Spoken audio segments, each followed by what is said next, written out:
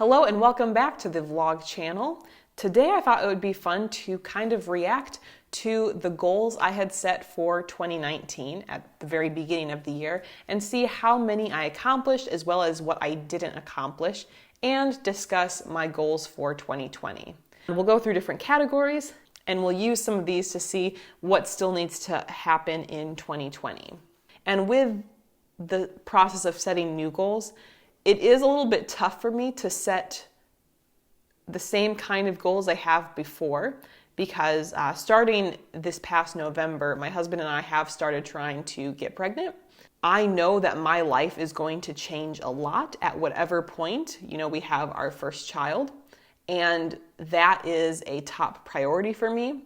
So I feel like I really can only plan 9 months in advance. At the moment of recording this, I am not pregnant yet, but I know that at whatever point, we find out we're pregnant, I've kind of got that window of 9 months before things shift. And I know personally, because I am someone who values family so much, and, part of the whole reason of me working from home is leading towards being a stay-at-home mom or work from home mom, I know that things will change dramatically. I currently work around probably 70 hours a week, and my hope is when I become a mom, reducing my work hours to about 10 hours a week, which I think is going to be manageable, especially compared to what I'm currently doing. So with that in mind, that changes goals, and that's where some of my current goals come into play. So anyway, these are divided up between the home, health, school, well, I'm no longer teaching, so that one doesn't really matter anymore, abundantly minimal, finances, and my teaching business. So really 5 main categories for this upcoming year.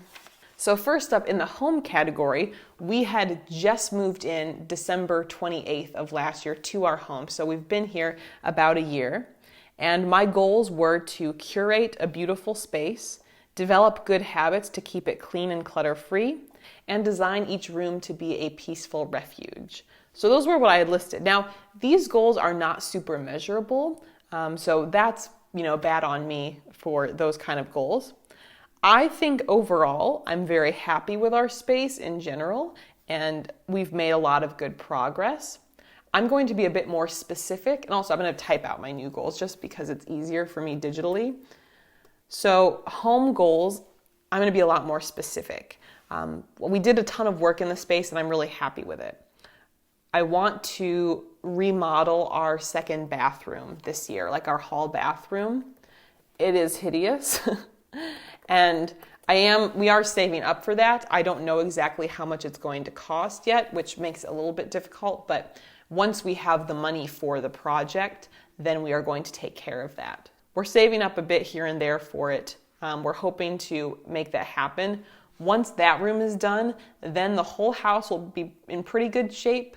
The only thing that would happen whenever we find out that we are pregnant would be turning the office/studio into more of a baby's room. So with that in mind, I'll be changing some things around in there, but there's no reason to do that until we know about being pregnant. I still want to do a little bit with decoration. I do struggle because I don't find joy in many standard decorations, and I guess I'm kind of picky with it, as well as I have a clear sense of style when it comes to creating digital things. Like, I just know what to do if I'm creating a worksheet for students, or if I'm creating a cover for one of my workbooks for my course students. But when it comes to decorating the house, I struggle with it, and I do genuinely think many decorations are ugly. So it's very much something I want to do, but also being very intentional about it. And it's also a budget thing. Some of the things I'd like to get are a little pricey. So I think in our bedroom, it'd be beautiful to get a really large photograph of Santorini, Greece, which was one of our favorite travel destinations, as well as I think the blue and white colors would be really pretty in our bedroom. But the version that I saw that I'd like to get was over $200. So that's not something I'm just, willing to throw in just for decoration. I'd like to find that sweet spot with decor, but it's not really a high priority. Moving into health, have a regular sleep schedule that is consistent. I have finally achieved that. Honestly, I'm getting more sleep this year than I have since I was, I think, a 13-year-old. So pretty crazy. More sleep this year than in the past 15 years. So I'm very proud of myself. The sleep hours, I've kept experimenting with different things. At the current moment, my sleep hours, I tend to go to bed in the early 1 o'clock hour, and I wake up between 9 and 10 o'clock. So I'm definitely getting about 8 hours a night. It varies. If I go to bed at 1, maybe I'm more likely to wake up at 9. If I go to bed at 1:30, maybe more so 9:30. So that's kind of the window I use. So I did achieve that one. Reach my weight goal. I did not achieve that. Unfortunately, this past year, I did actually gain some weight again. For about 2 years, I was very gradually losing weight, which was awesome. But then we went on our road trip, which, I'm not surprised I gained weight on the road trip because you're in the car, you're seated, you're eating all this yummy food. But I have also not done the steps since coming home from that. I haven't gained more weight since coming home, but I haven't lost that weight either. So it's still on my radar, and I think for me, it's more of a mindset shift.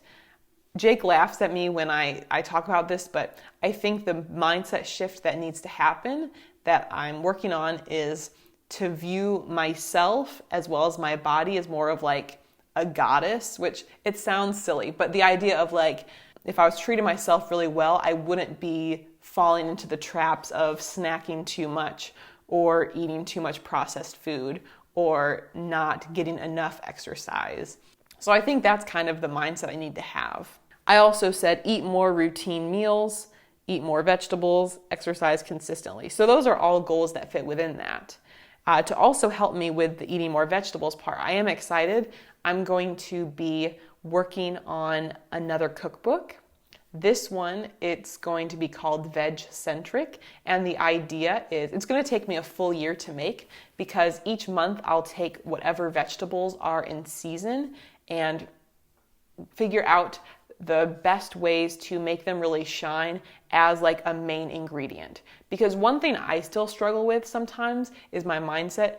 I often think of vegetables more as a side rather than like the main in a meal. And technically speaking, our plates should be half vegetables or half fruits and vegetables. And a lot of my plates do not look like that. They might be a third vegetables or a fourth vegetables even. Working on the cookbook and really expanding my preparations of these different vegetables, as well as doing it in a seasonal way, I think will be a great way to help me with that. And I'm so thrilled. I've wanted to honestly I've had this idea for this book for a year and a half.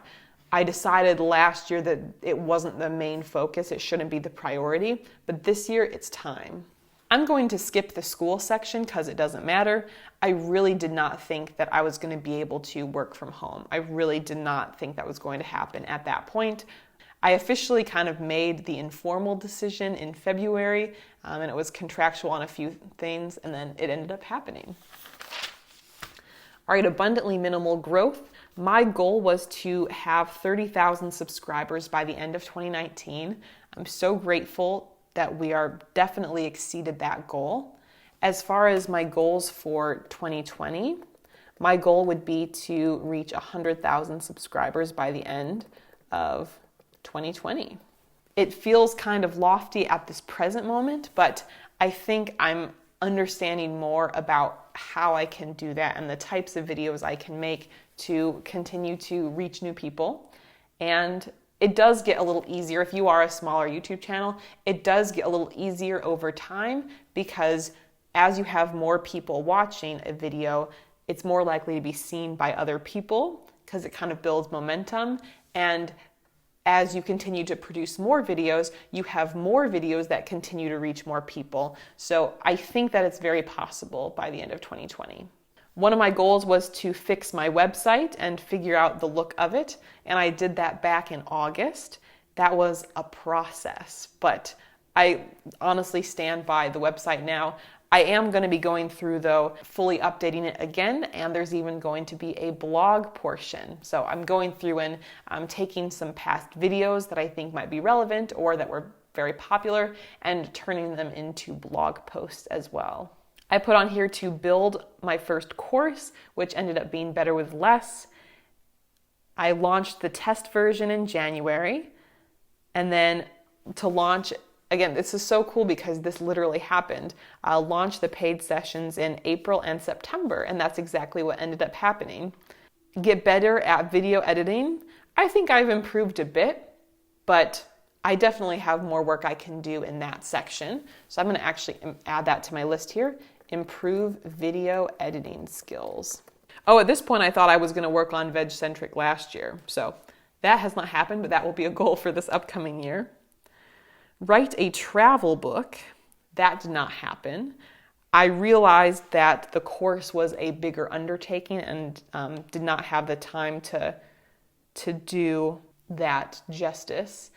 Travel is still my favorite thing, so it's something I want to do at some point, but that is not currently in my plans. 30-day email course. I did not create a 30-day email course, but I did create Conventional to Intentional, which is honestly way better than an email course because it's the 30 videos. So I'm really happy with that. I'll say that one was accomplished. There's another book idea I had to have like more of a traditional book, but I think at this point it's not one of my top priorities for the year. House tour videos. Release one per room. Well, I released 2 of them so far, and on this channel I posted the laundry room video. So it is a goal of mine to finish those house tour videos by the end of 2020. Get a new logo. I did that. I actually had your help on that. I put that as a community post on YouTube, and the one that I have was by far the most popular. Some digital decluttering goals here. It's something I've overall got pretty good organization on my current computer, which I purchased last November, but my old computer is still a hot mess. So I'm hopeful to, actually that would be a good goal for digital decluttering. And then read business books is also on here. And I've read a couple. I think one thing I struggle with is that I need to do more reading just like fiction, but partially because my mind is just so excited and always coming up with new ideas.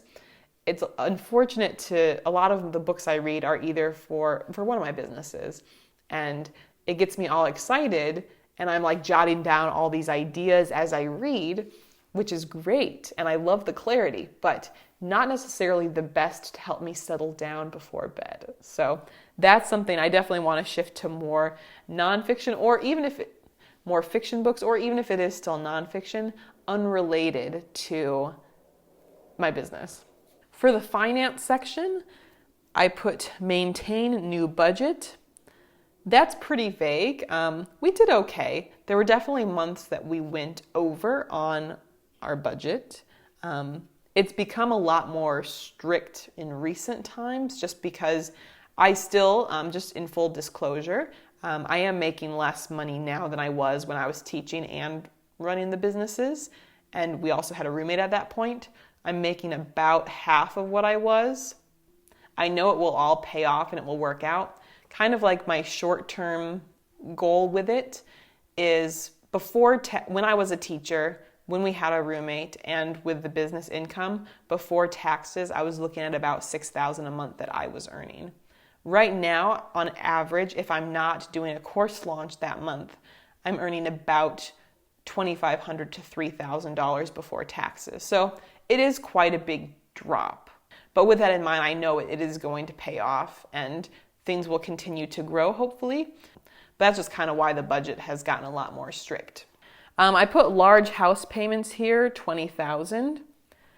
I think we ended up paying more than that in extra payments. Our house was purchased for $161,000 and we currently owe $54,000. So I'm really happy with what we've paid.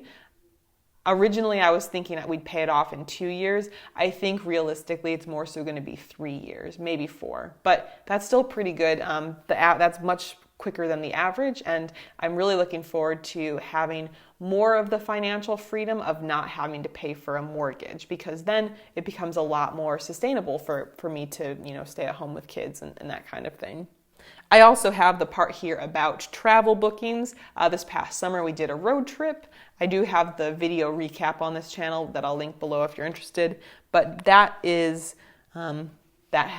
dealt with, it was done, it was awesome. Highlight of my year because the travel always is. And lastly, the last category to go through here is with my teacher business. So I took a course last year, and so I did finish the course and have applied lessons I've learned, kind of part one. Part two of applying them is really coming up in the next year. I've got huge goals for this business. One of my goals for 2019 was to get to 100 products in my teaching store, or the Teachers Pay Teachers store. We're currently at 85, so we're very close. So one of my goals for that is actually for 2020 to get 300 products in the store. And with that, the products themselves range a lot. Some of them are, short little worksheets. Some of them are full units or teaching related guides and all of that. So it's definitely a big mix, as well as the different subjects. We've been focusing a little bit more so far on ancient world history, but I have so many US history resources I need to get up on the site, as well as a couple geography systems and programs I developed that really need to get up there. So those are key goals. Build website. I did actually officially hire a website designer for that website for the teacher business. I was starting to do it myself, but it was about $600 to have someone else do it. And she's someone who has done a lot of the teacher websites, and I think that's part of the way I can build credibility. One of my limiting beliefs that I have to overcome on a regular basis is just the fact that people might not trust me as much because I'm young. I am 28. And while I don't think that age necessarily has any correlation with intelligence, it is something that I still wonder. And a lot of the other teachers who create resources for social studies, some of the leaders, all have a good 10 to 20 years of teaching experience on Jake and I. And I think having a really credible professional website is going to be something that just shows, hey, you can trust us, you can trust our resources.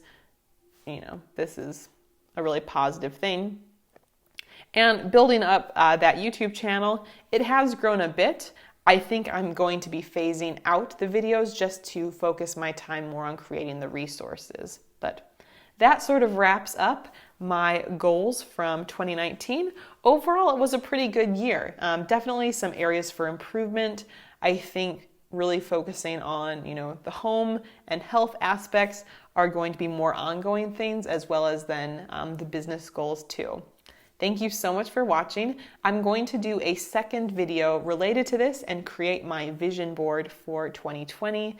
If you'd like to check that out, I will link it below once it's ready. In the meantime, make sure you're subscribed to get those videos. We'll see you soon. Bye.